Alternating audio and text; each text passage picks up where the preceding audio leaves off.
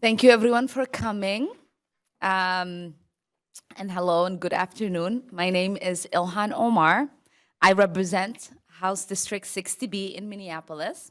We are gathered here today to speak up against the harmful transportation budget being pushed by Minnesota Republicans that threaten the economic and educational security of hundreds of thousands of Minnesotans. In 2016, the Met Council provided more than million trips. More than 82 million of those rides were Metro Transit bus, light rail, North Star commuter service. Ridership has continued to grow with an average of nearly 300,000 weekday rides. Not only that, but our transit system here was named the best in the country in 2016.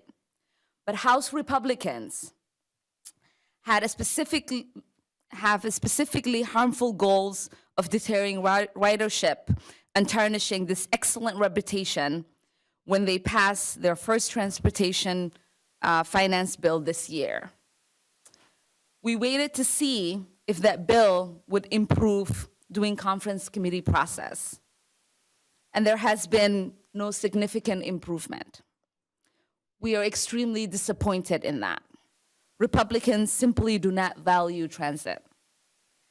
As the representative of one of the most diverse communities in the state, the underfunding of transit will inflict specific harm to my communities. Students trying to get to school, seniors trying to maintain independence, employees trying to get to work, and employers trying to attract workers from around the region. Thousands of residents of my community depend on transit every single day. These are people who create economic investment and opportunity here in Minnesota. They come from all backgrounds and all walks of life. These Minnesotans don't depend on transit for entertainment or fun. They depend on transit to get to school, to get to work, and to live their daily lives.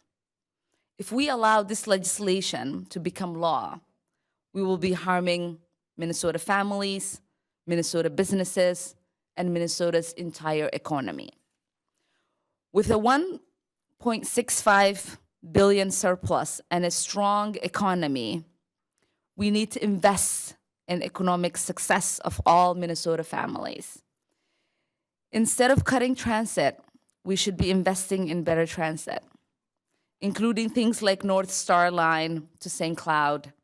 Students and residents in my district and around the state want us to make these investments. But Republicans are refusing to listen, and they're refusing to make investments that make our state better. Instead of moving all Minnesota families forward, Republicans are using their budget to prioritize tax cuts for the rich, leaving everyday people behind by cutting essential budgets like transit for working people. My DFL colleagues and I are committed to equity and fairness for all Minnesotans. We don't support a transit budget that doesn't treat everyone in every community with equity and fairness. Now I would like to invite my colleague, Representative Rena Moran, to the podium. Hello, everyone. My name is Rena Moran, State Representative from District 65A, Deputy Minority Leader for the DFL House. So my community also has a diverse transportation needs, and it is a great example of why we need to approach our transportation and transit budget with balance, with fairness, and with equity. Unfortunately, the Republican transportation bill doesn't do that. Republicans are choosing to leave families who depend on transit behind in a very intentional and targeted way. Cutting bus service now and underfunding it in the future will lead to higher transit fares. Cutting the services that get used the most, like those in my district. Redistricting and the construction of new light rail to access new jobs in the region, and less capacity of local leaders to make necessary transit improvement is what the bill does. This transit budget leaves families in my community behind and will have a very negative impact on communities of color in regards to reducing the disparities in education and workforce, including jobs. Many Minnesotans are dependent upon transit to make a living for themselves and their family. As someone who has a major interstate highway, a light rail line, bus rapid transit routes, and other transportation assets in my district, I want us to use our strong economy and our $1.65 billion surplus to help find the right path that uses the balance, the fairness, and the equity to invest in a better transportation system. Let's not make it worse for the working class, for the working poor, and the transit dependent.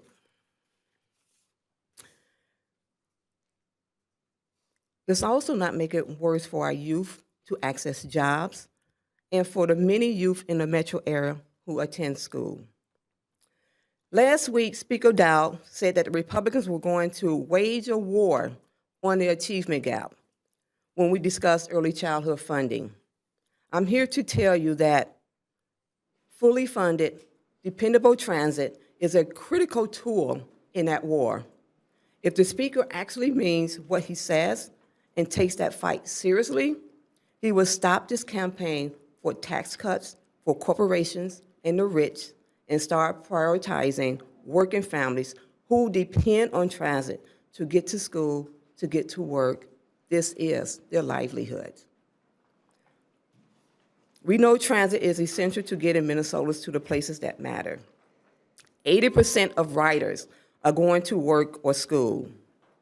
Nearly 40% of downtown St. Paul and Minneapolis workers use transit. More than 15,000 park and ride spaces across the region serve commuters who ride a bus. And as a St. Paul legislator, I cannot leave out the importance this plays on the Minneapolis schools. In Minneapolis, the children, the kids, use a go-to card if they live 2 miles outside of a school district, a school. They use that same Go card to get to work after school and to attend after-school activities. If we cut transit, school would be forced to make more dollars, would be made to force to find more dollars within their own budget to make sure that children have a way to school. This is not acceptable, this is not okay, and it put another strain on our public schools that are also been underfunded in the Republican budget. We cannot support cutting transit. Thank you.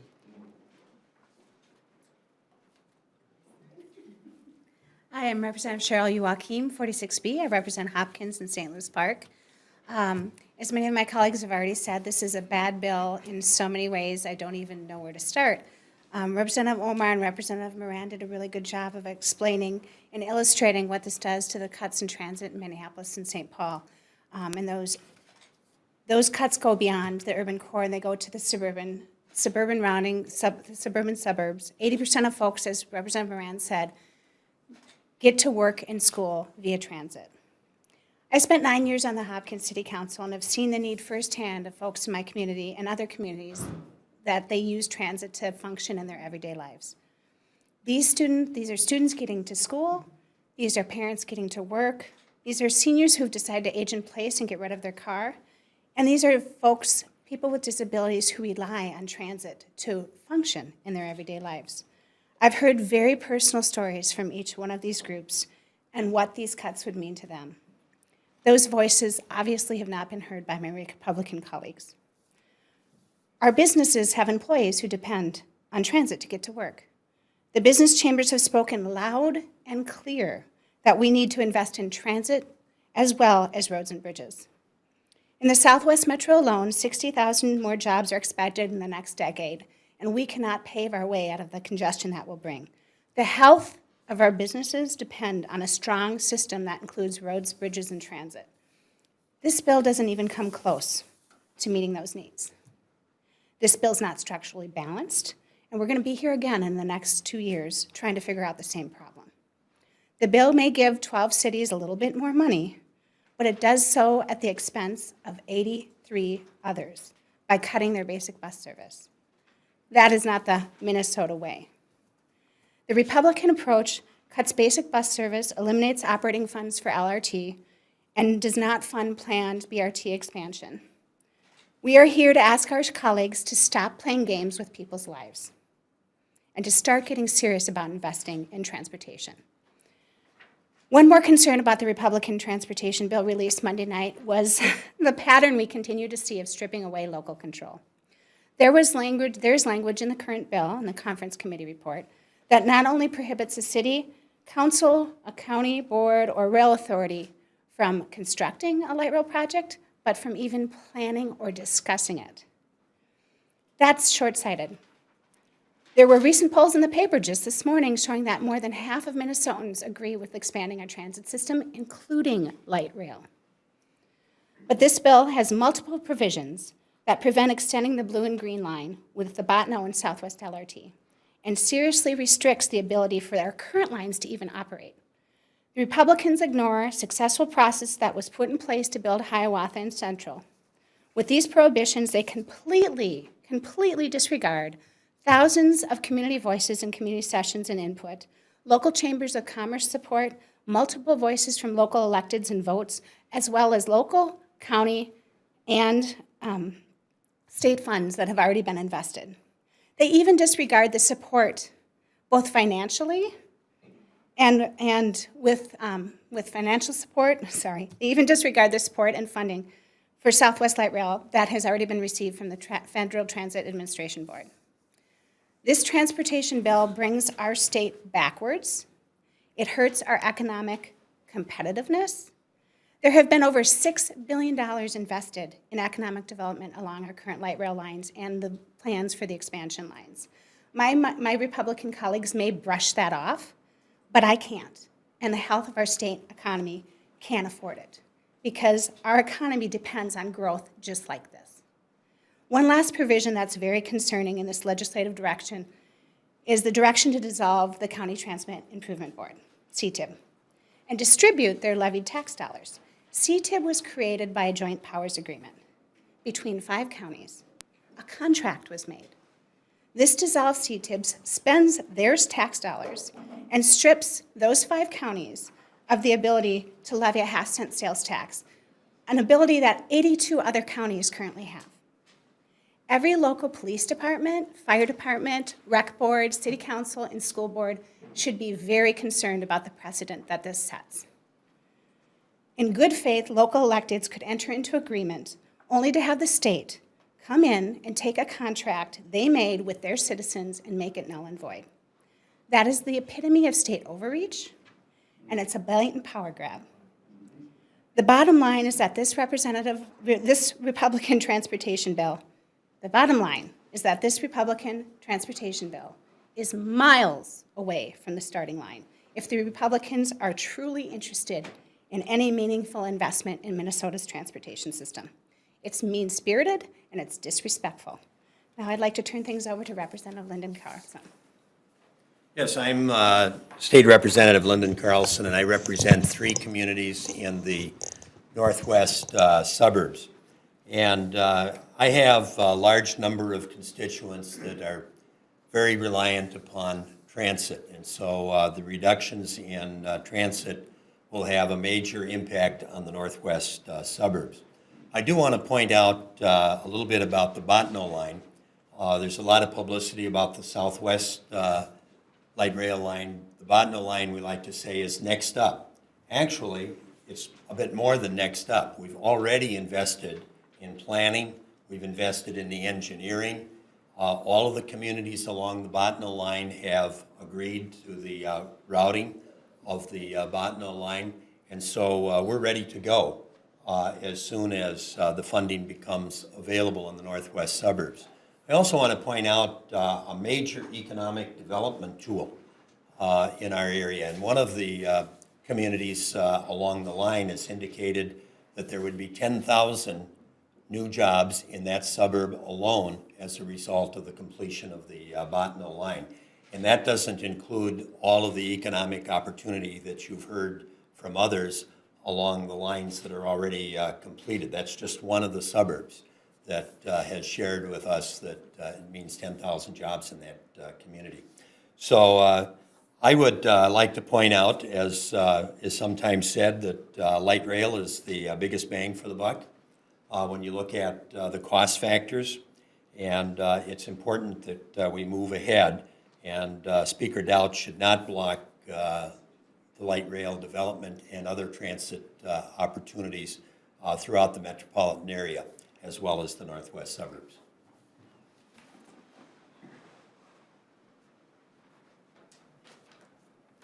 Thank you very much, Representative Carlson. I'm State Representative Frank Hornstein.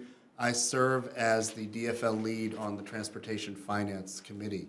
And I wanted to thank all of my colleagues from all parts of the state and region that have shown up today, because transit in the metropolitan area and throughout the state is truly a priority issue for many people. And as a member of the Transportation Finance Committee since I was first elected in 2003, I've had the opportunity to travel the state. And I will never forget what someone said at a community meeting in St. Cloud I attended several years ago.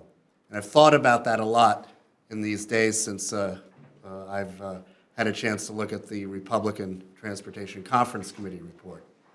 And that individual said, "What good is a job if you can't get there?"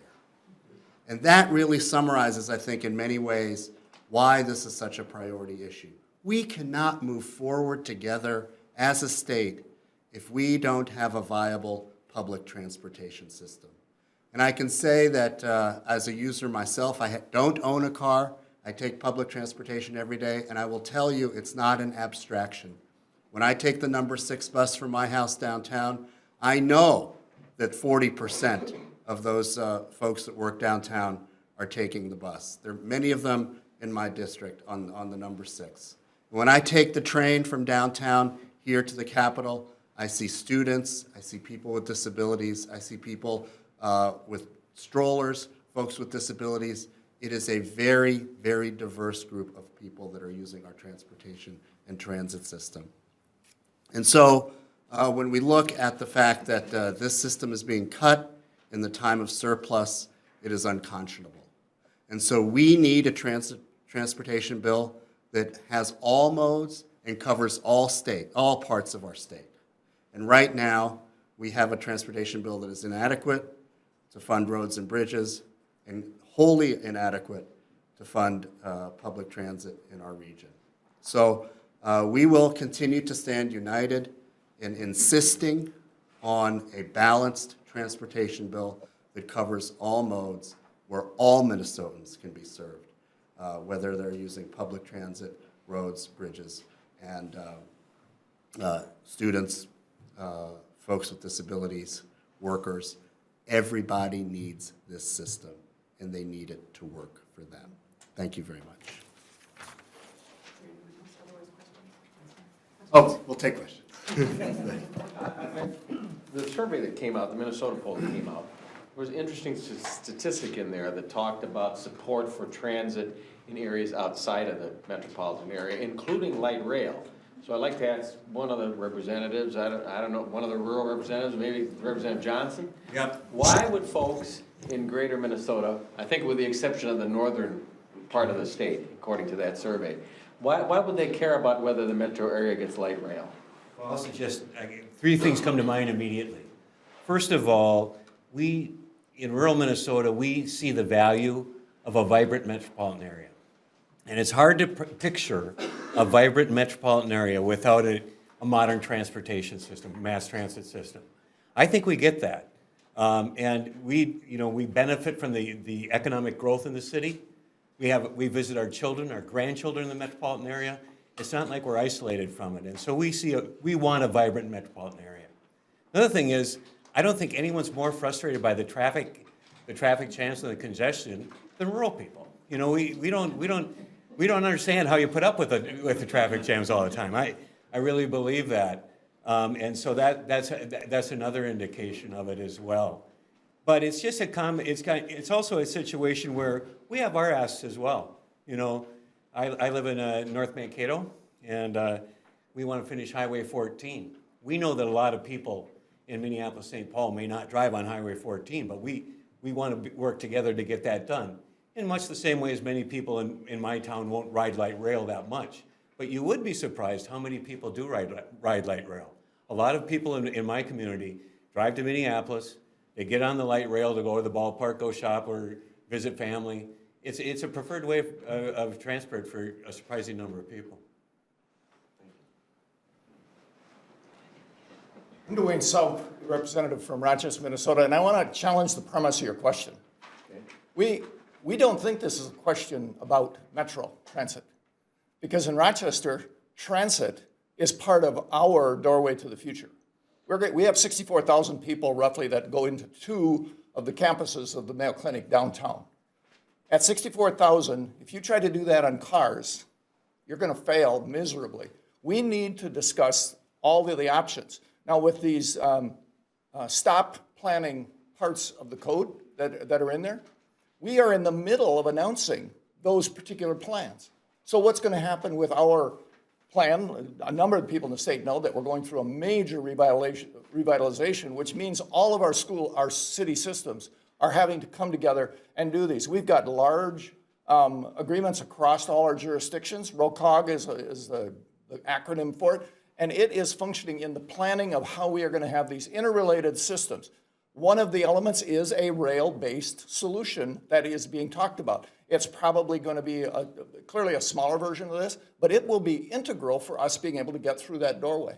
Now there's the other side of this question that is extraordinarily important to those of us that live out in rural Minnesota. I'll lump us into that space, not that we probably belong there very much from an urban Rochester point of view, but there are a lot of people that live in that next town who depend completely on the state's transit system for their personal ability to get around town. These are the folks that are our seniors who are bound to their house except for the system that moves them around, the bus systems. Those systems are on a shoestring of budget. This thing does not help them in any way, and most of the people driving those buses are actually volunteers. So we don't think of this dialogue as a metro dialogue. We think that this really does have extension out into the state. It's attacking our ability to do our economic development that we're planning. It attacks our ability to move our seniors around just as much as the bus systems here in the Twin Cities move their seniors around. We also have people that with disabilities, seniors and otherwise, that need the impact of the state participating in these kinds of systems that provide that transportation that otherwise doesn't exist. My mom at 87 years old has long let go of her driver's license. She depends completely on some sort of a transit system in order to move around. So I think the premise of your question kind of narrowed out, do we in the outstate necessarily see this a certain way? We also see it as challenging our systems. I just wanted to say one other thing. I've really appreciated how much community activism and engagement has surfaced around this issue. High school students did an event yesterday. There's going to be another one tomorrow night at North High. There's a group that's doing a large rally on the 16th of May here at the Capitol at 6 o'clock. And so we thank all of those community advocates who've stepped up this year in a way that I've never seen before, because they see the urgency of this issue and how much is at stake. So thank you. Quick question Yes. for you. How confident are you the governor is going to have your back on this issue when it comes down to the final negotiations? Well, we're in conversations with the administration on this, and they are very committed to a robust transportation bill that includes a very healthy transit component. So I'm confident that we are going to have progress in the negotiations, but we have 3 weeks left, and time is getting short. So we need a serious proposal from the Republicans, not what's on the table right now. Thank you.